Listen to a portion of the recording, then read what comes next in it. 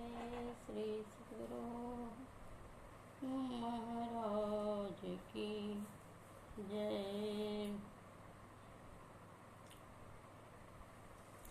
योग सीखो उपनिषद कृष्ण अर्जुवेद का अध्याय 1 सत्संग योग भाग 1।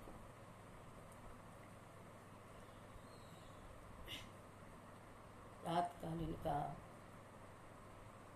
बेला में या गुरु महाराज का लिखित आप लोगों के सामने रख रही हूँ सेवा। कृष्ण अर्जुवेद का अध्याय।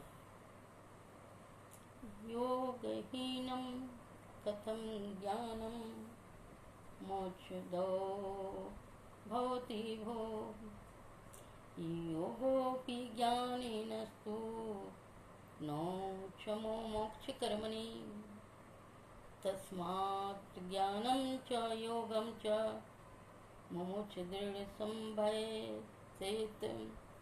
योगहीन ज्ञान मोक्षप्रद भला कैसे हो सकता है, उसी तरह ज्ञान रहित योग भी मोक्ष कार्य में समर्थ नहीं हो सकता।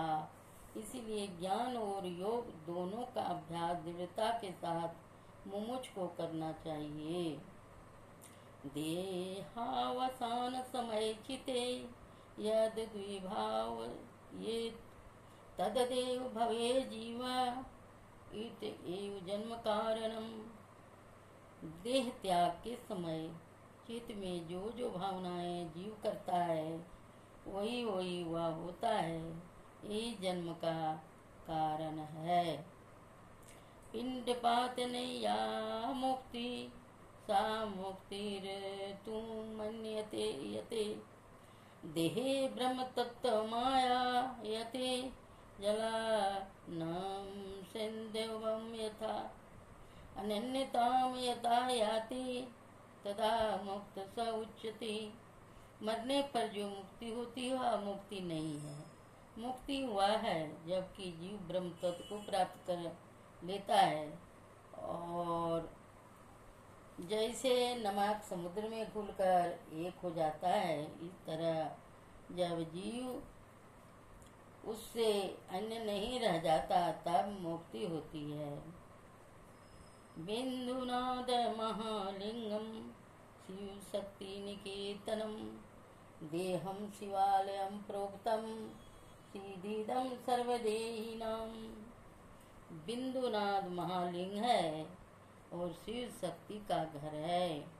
इस देह को शिवालय कहते हैं।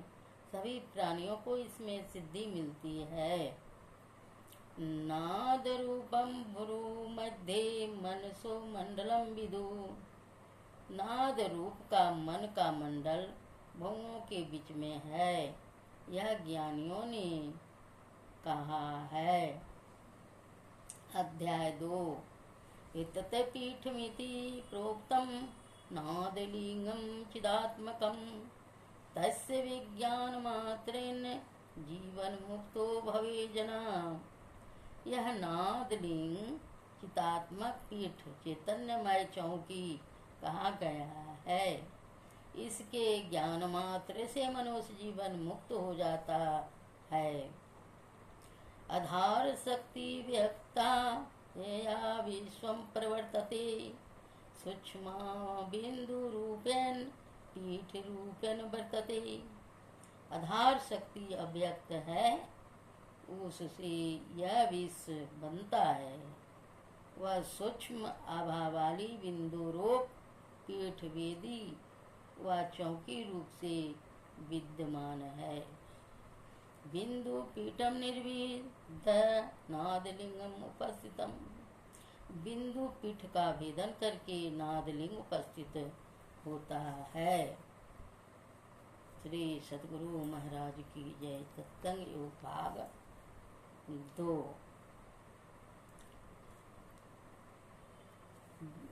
कबीर जी की वाणी। बिन सत गुरु नर रहत भुलाना खोजत फिरत राह नहीं जाना।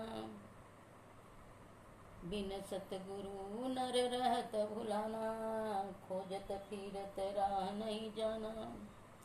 के हर सुतले आयो गड़रिया, पाल पोस उन किन्न सयाना। करत कलोल रहत अजियन संग, आपन मर्म उनहु नहीं जाना। बिन सत गुरु नर रहत भुलाना, कि हर एक जंगल से आयो, ताहि देख बहुत गिरसियाना। पकड़ के भेद तुरत समझाया, आपन दशा देख मुस्काना। बिन सतगुरु नर रहत भुलाना, जस कुरंग बिच बसत वासना। खोजत मूढ़ फिरत चौगाना, कर उपवास मने में देखे, यह सुगंधि धोखा बसाना। बिन सतगुरु नर रहत भुलाना, आर्ध ऊर्ध बिच लगन लगी है। छक्यो रूप नहीं जात बखाना, कहे कबीर सुनो भाई साधो, उलट में आप समाना। बिन सतगुरु नर रहत भुलाना, खोजत फिरत राह नहीं जाना। गुरु महाराज के बिना चरण शरण में अपने आप को मनुष्य खो बैठा है, भूल गया है। यह अर्थ कबीरदास जी के वाणी में है कि हर सुतले आयु गड़रिया। अगर बाघ का बच्चा गड़ेरिया पाल पोस रहा है तो वह गड़ेरी के संग, भेड़ के संग में घुल मिल करके रह रहा है। करत कलोल रहत अजिन संग, उसी के संग में मिल गया और अपना मर्म खो बैठा। के हर एक जंगल से आयो, ताही देख बहुते ऋषियाना। एक जंगल से आया शेर और उसको देख करके भेड़ के बच्चे के साथ बहुत गुस्सा गया। पकड़ के भेद तुरंत समझाया, आपन दशा देख मुस्काना। अपना दशा देख करके मुस्कुराया। जस कुरंग बिच बसत वासना, खोजत मूढ़ फिरत चौगाना। अगर संगत से गुण होता है, संगत से गुण जात। अगर अपना गुण खो बैठे हैं संगत के अनुकूल तो यह मुड़ता है और उसी में फंस करके अपना जीवन बर्बाद करते हैं। कर उपवास मने में देखे, यह सुगंधि धो कहाँ बसाना। यह अगर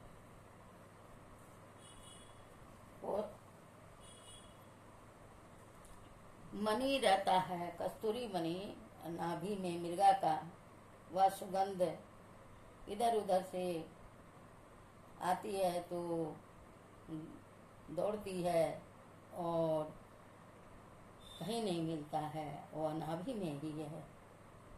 वह नाभि का सुगंध इधर उधर कहाँ से मिले।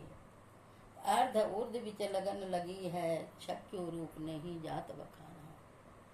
बिना सतगुरु का यह भेद कोई नहीं देख सकता है। पिंगला पिंगला के बीच में यह स्थान है, इसका बखान गुरु ही बतलाते हैं। इसीलिए यहाँ कबीरदास का भजन है, कहे कबीर सुनो भाई साधु। साधुओं को कहते हैं उल्टी आप में आप समाना। जो साधना करते हैं साधु, उनको कहते हैं अपने में आप उल्टो और सतगुरु के शरण में जाओ। मनुष्य अपना परमात्मा हर जगह है, अपने अंदर में है, यह भूल गया है। इसलिए भूल जाने की वजह से अपने आप को खो बैठे हैं। बिना सतगुरु का यह ज्ञान नहीं मिलता है। यह ज्ञान सतगुरु के पास है। गुरु के पास जाने से ही यह अमृत और दुखों से छुटकारा पाने के लिए यह मनुष्य का जीवन है, मिला है। तो कहते हैं मुक्ति का तो बात ही अलग है। मुक्ति मुक्ति कहते हैं मुक्ति यह नहीं है, जीते में जो मुक्ति पा लिया उसी को मुक्ति है। दुखों से छुटकारा पाने के लिए मनुष्य का जीवन है। यह मनुष्य का जीवन सभी दुखों से छूटने के लिए मनुष्य का जीवन मिला है। यहाँ पर कहते हैं पलटूदास जी, नहीं मुख राम गाओगे आगे दुख बाढ़ पाओगे। राम बिना कौन तारेगा, पकड़ जम दूत मारेगा। कबो सत संग न चिन्ना, भूखे को नाही कछु दीना। नहीं मुख राम गाओगे आगे दुख बाढ़ पाओगे। माया मोह में झूले, कुटुम परिवार लखी फूले। पूछे धर्म दास जब भाई, बचन मुख से न कही आई। पलटू दास लखी रोया, सुधर तन पाय के खोया। नहीं मुख राम गाओगे आगे दुख बढ़ पाओगे। नहीं मुख राम गाओगे आगे दुख बढ़ पाओगे। फलटूदास जी कहते हैं, नहीं मुख राम गाओगे आगे दुख बढ़ा पाओगे। राम कौन राम? जैसे राम चार प्रकार के हैं, अपने अपने राम। सब घट में राम है। एक दशरथ का बेटा, एक घट घट में लेटा, एक सकल पसारा, एक सबसे न्यारा। तो किस राम को भजोगे? भगवान का नाम अनंत है, राम का नाम हजार गो है। आनंद रामायण में लिखा है भगवान का नाम हजार है। तो हजार नाम से कौन नाम को जपोगे? कैसे नाम को जपोगे? बिना भेद लिए नाम का ठिकाना नहीं होता है। कहते हैं बिन सतगुरु नर रहत भुलाना। किस नाम को जपें? अगर पारा है उस पारा को खाएंगे तो नहीं पचा पाएंगे। अगर यही पारा वैद्य के घर से लाएंगे तो औषधि के रूप में हम ले करके उसका लाभ ले सकते हैं। उसी तरह से संत महात्मा लोग जो नाम देते हैं उस नाम सोधा हुआ होता है। तो इसी तरह से तुलसीदास जी गंगा किनारे बैठ के ध्यान कर रहे थे। एक युवक उधर से आया और नाव सब चली गई तो छटपटा रहा था, जो हम उस पार कैसे जाएं? पिताजी बीमार हैं, औषधि लेके जाना जरूरी है। मन का बात जान गए तुलसीदास जी। तुलसीदास जी कहते हैं क्या बात है जी? तो सारी बात बताई। तो बोले ठीक है तुम पार हो जाओ। एक छोटा सा कागज में राम का नाम लिख के दे दिए। बोले मुट्ठी में भर लो, कहीं खोलना नहीं, देखना नहीं, तुम पार हो जाओ। अब जैसे जैसे युवक पार हुआ तो लगता था जैसे कि ये जमीन में चल रहे हैं। वहाँ कमल का फूल हो जाता था और वह चलते जाता था। मन में आया कि चलो जरा खोल के देख लें क्या इसमें है। तो तुलसी का राम जैसे वह खोला और देखा तो कहता ये तो मैं भी जानता था। और से अंदर भीतर गड़गड़ा के वो जाने लगा। तुलसी महाराज देख रहे थे तुलसीदास जी। तो कहते हैं बोलो तुलसी का राम, बोलो तुलसी का राम, तुलसी का राम। उसका कान में आवाज चला गया और फिर मुट्ठी में कस के बांध लिया और बोला तुलसी का राम, तुलसी का राम। तो ऊपर आ गया, फिर किनारे गया, अपना घर चला गया। यह नाम की महिमा। कहते हैं गुरु की भक्ति साधु की सेवा, बिनु कछु नहीं पाई हो। तो नहीं मुख राम गाओगे आगे, दुख बड़ा पाओगे। राम बिन को न तारे, गा पकड़ जम दूत मारेगा। वह राम रमते हुए राम हृदय में आपके हैं, उस नाम को जपने से सत्संग बिना, कहते बिना सत्संग विवेक न होई, लोक कहूँ वेदन आनो पाई। सठ सुधरई सत्संगति पाई, लोक कहूँ वेदन आनो पाई। अगर बिना सत्संग किए विवेक नहीं होता है। यह ग्रंथ बतलाता है। अगर ग्रंथ बतलाए और उस पर चले, मनमुखी होके चलने वाला संसार में बहुत सारे हैं, लेकिन मनमुखी चलना या कचड़ा दलदल माया मोह में खुले रहना है। कुटुंब परिवार में समाये नहीं समते हैं। इसलिए यहाँ सत्संग में आकर के, सत्संग में आओ, जीवन सुधारो, मानो मानो कहानियाँ ना।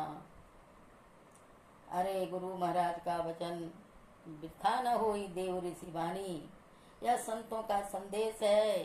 यह जीवन कल्याण पाने के लिए संत लोग यह उपदेश करते हैं। अगर संसार में संत नहीं रहते तो पता नहीं संसार क्या हो जाता। माया मोह में भूले, कुटुंब परिवार लिख फूले। इस फूलने से परिवार किसी का न है न किसी का रहेगा। जैसे रावण का 1 लाख बेटा, 1.25 लाख नाती, रहा न कुल कोई रोवनारा। ऐसे जब धर्मराज पूछेंगे तब वचन मुख से नहीं आएगा। पलटू दास कहते हैं मनुष्य का जीवन सुधरने का मिला है, राम पाने का मिला है, ये रोने का नहीं। अगर संतों का वाणी का हम लोग मार्ग पर चलें तो अपना कल्याण, यहाँ भी कल्याण और जाने के बाद में भी कल्याण। यह संतों का वाणी है। कहते हैं यह 4 दिन का जिंदगी मिला है। यह 4 दिन की जिंदगी में भजले प्रभु का नाम। यह सुधरने का जी, प्रभु के संग में रहने का यह जीवन यथार्थ चले जा रहा है, बीते जा रहा है। कहते हैं गुरु से ज्ञान जो लीजिए, शीश दीजिए दान। बहुतक भोदू बही गए, राखी जीव अभिमान। तन मन ताको दीजिए, जाके बिसिया नाही। आपा सभी डारी के राखे साब माही। झूठे गुरु को पक्ष को तजत न कीजिए बार। द्वार न पावे शब्द का, भटके बारंबार। यह गुरु महाराज की चेतावनी है, यह कबीर की वाणी। पूरे और सच्चे सदगुरु को धारण करने का फल तो अपार है ही, परंतु ऐसे गुरु का मिलना अति दुर्लभ है। ज्ञानवान सुधाचारी तथा सूरत शब्द के अभ्यासी पुरुष को गुरु धारण करने से शीश उस गुरु के संग से धीरे धीरे गुरु के गुणों को लाभ करें। यह संभव है क्योंकि संग से रंग लगता है और शिष्य के लिए वैसे ही शुभकामना भी शिष्य को गुरु न कुछ लाभ अवश्य पहुंचाएगी, क्योंकि एक का मनोबल दूसरे पर कुछ प्रभाव डाले, यह भी संभव ही है। ज्ञात होता है कि उपयुक्त संख्या 2 की साकी और परा 77 में लिखित साकी जो यह निर्णय कर देती है कि जैसे कैसे या शिष्य बनो, कैसे के हाथों में अपने को शोधो, उसका रहस्य ऊपर कथित शिष्य के पक्ष में दोनों ही बातें लाभदायक है। जो केवल सूरज शब्द का अभ्यास करे किंतु ज्ञान और सुधाचरण की परवाह नहीं करे, ऐसे गुरु को धारण करना किसी तरह भला नहीं है। यदि कोई इस बात की परवाह नहीं करके किसी दुराचारी जानकार को ही गुरु धारण कर लें, तो ऊपर कथित गुरु से प्राप्त होने योग लाभों से वह वंचित रहेगा। श्री सतगुरु महाराज की जय। आइए गुरु महाराज की वाणी को सुने। कहते हैं रक्त राग स्रोत से बढ़ती है। भगवान बुद्ध की वाणी। पात पात के सींचबो बरी बरी को, लौन तुलसी ऐसे चतुरपन कलीडा के कहो कौन।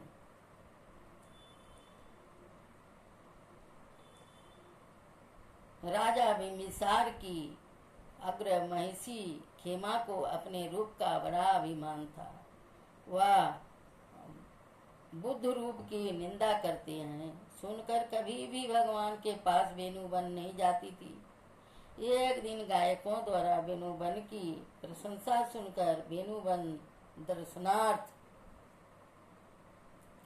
जाने का मन हुआ।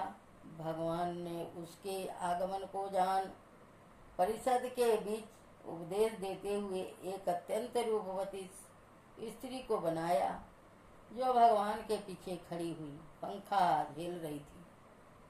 खेमा ने वेणुवन पहुंचकर जब उस रूपवती को देखा, तब बैठकर उसी के रूप को आश्चर्य में पढ़कर दिखने लगी।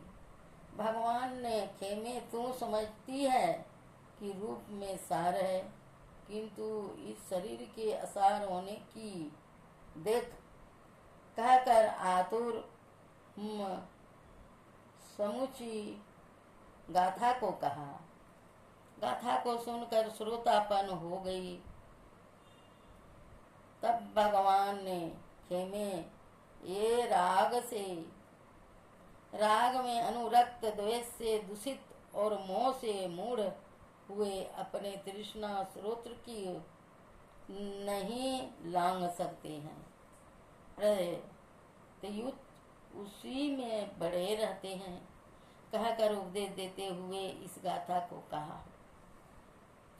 जो राग में रक्त हैं, वह जैसे मकड़ी अपने बनाए जाल को पकड़ती है, वैसे ही अपने बनाए स्रोत में पड़ते हैं। धीर पुरुष इस स्रोत को भी देख छेद कर सारे दुखों को छोड़कर आकांक्षा रहित तो चल देते हैं। ये बुद्ध भगवान की